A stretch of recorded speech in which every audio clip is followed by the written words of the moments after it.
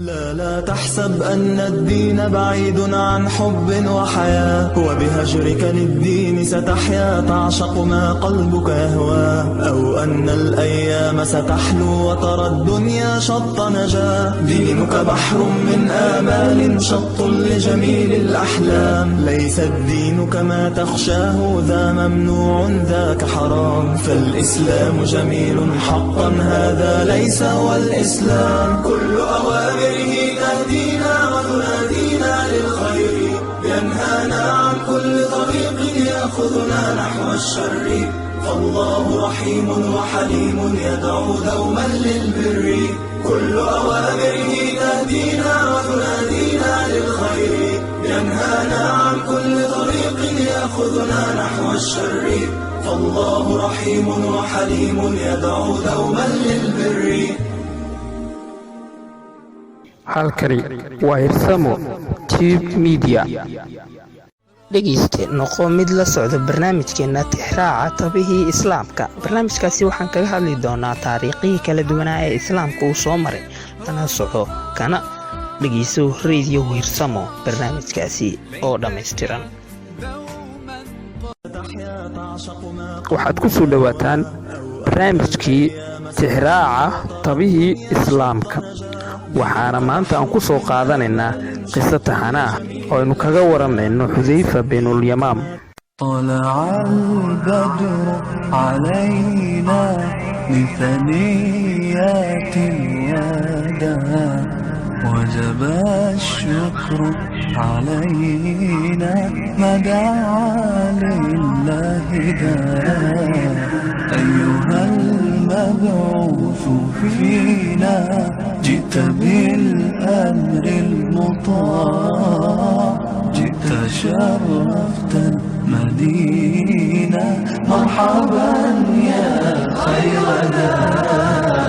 طلع النور المبين نور خير المرسلين، نور أمن وسلام، نور حق ويقين، سقه الله تعالى رحمة للعالمين، فعلى البر شعاع وعلى البحر شعاع.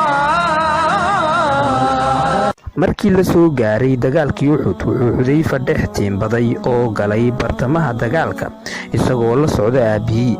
haddaba Xudayfa wuxuu goobtii dagaalka ku soo bandhigay wacdaro weyn oo la jeclaystay, wuxuuna ka soo laabtay isagoo nabad qaba. hase ahaatee aabihii wuxuu dhintay isagoo shahiiday, laakiin uu ku dhintay seefaha muslimiinta, ma uusan ku dhiman seefihii gaalada.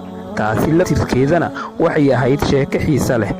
maalintii la gelayay dagaalkii Uhud ayaa wuxuu rasuulka salawaatullaahi calayhi wasalaam magacaabay Yamaam iyo saxaabiga la yiraahdo Saabit bin Waqsh si ay u galaan dhufaysyada magaalada iyagoo ay weheliyaan dumarkii iyo carruurta, waayo labadooduba waxay ahaayeen waayeelo aad u da'weyn. dagaalkii markii uu kululaaday ayaa Yamaam wuxuu Saabit ku yiri, beele maxaynu sugaynaa? wallaahi ayaan ku dhaartaye cumri noo haray ma jiro aan ka ahayn wax 2 maalmood oo kale ah, oo muddo yar kadib waynu dhimanaynaa. kaalay aynu qaadanno seefaheenna oo aynu haleelno rasuulkii salawaatullaahi calayhi wasalaam. waxaaba dhici karta inuu alla subxaanahu wa tacaala nagu arsuqo shahaado innaga iyo rasuulkeennuba.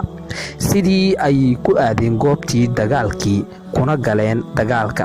Saabit isla markiiba wuxuu Ilaah ku maamuusay shahaado oo wuxuu dhintay isagoo shahiid ah.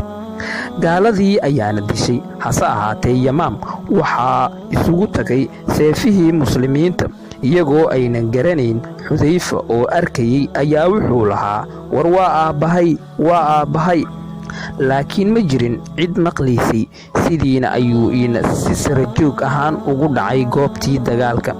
Xudayfa ayaa ku yiri nimankii laayay aabihii oraahdan, Ilaaha idiin dambi dhaafo, maxaa yeelay Alle waa kan ugu naxariista badan inta naxariisata.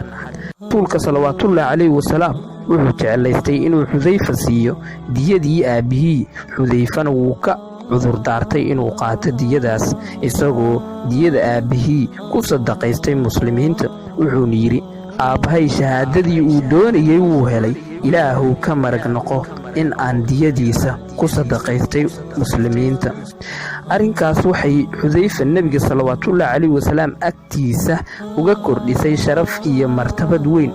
markii uu rasuulka salawaatullaahi calayhi wasalaam uu si dhab ah ugu fiirsaday moolka iyo ka gungaaridda kartida xudayfa, ayaa waxaa uga soo baxay 3 astaamood oo waaweyn. waxaana ka mid ah caqli qoto dheer oo rasuulka ku gacan siiya xal u helidda wixii adkaado, fahmo wadata dhignuglaan taasoo aqbalid badan marka loo yeero, sirta oo uu qariyo oo qof agtiisa wax ka qaadi kara aynan jirin. siyaasadda nebiga salawaatullaahi calayhi wasalaam ayaa waxaa ka mid ahayd inuu nin weliba oo ka mid ah asxaabta uu ku aadiyo meesha uu ku habboon yahay, iyadoo qof kastaa meesha uu ku munaasabsan yahay lala fiirsanayo.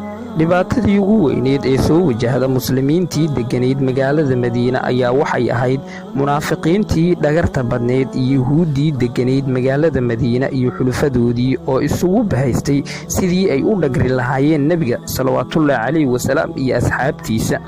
markay arrintu halkaa marayso ayaa wuxuu rasuulka salawaatullaahi calayhi wasalaam ku sirqarsaday xudayfa, isagoo u sheegay tirada magacyada munaafiqiinta. sirtaa iyada ahna ma uusan rasuulka salawaatullaahi calayhi wasalaam tusin cid aan ka ahayn xudayfa bin yamaam. wuxuuna ballan kula galay inuu kor ahaan kala socdo dhaqdhaqaaqyada ay wadaan munaafiqiinta iyo inuu ka hortago khatarta ay la imaan karaan kuwaas munaafiqiinta ah. maalintaas wixii ka dambeeyey waxaa xudayfa loogu yeeri jiray magacan saxaabigii ogaa sirta nebiga. marar badan ayaa waxaa dhacday inuu rasuulka salawaatullaahi calayhi wasalaam kaalmaystay khibradda iyo kartida xudayfa. xilligaas iyada ahna aad loogu baahnaa maskax iyo xeelad dagaal, taasoo ay ku dheehan tahay aqoon iyo caqli hufan. sida tusaale ahaan dagaalkii qandaq, halkaas oo lagu go'doomiyey muslimiinta iyagoo ay hareereeyeen dhammaan cadowyadii islaamka. dhinaca kale, gaaladii quraysh laf ahaantoodu ma ahayn kuwo ka xaalad wanaagsan muslimiinta, maxaa yeelay wuxuu ilaah ku shubay caradiisa, taasoo tabardaraysay awooddoodii, wiiqdayna go'aankoodii. wuxuu ilaah ku soo diray dabeel xoog leh, dabeeshaasoo gedisay teendhooyinkii ay ku jireen iyo digsiyadii ay wax ku karsanayeen.